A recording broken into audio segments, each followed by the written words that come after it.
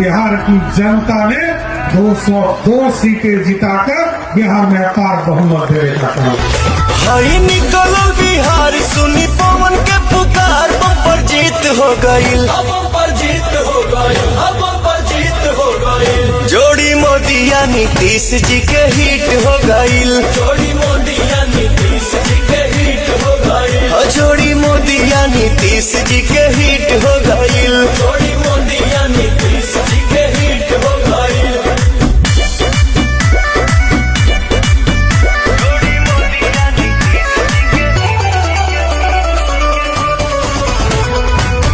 ऐसे ही और अपडेट देखने के लिए सब्सक्राइब करें।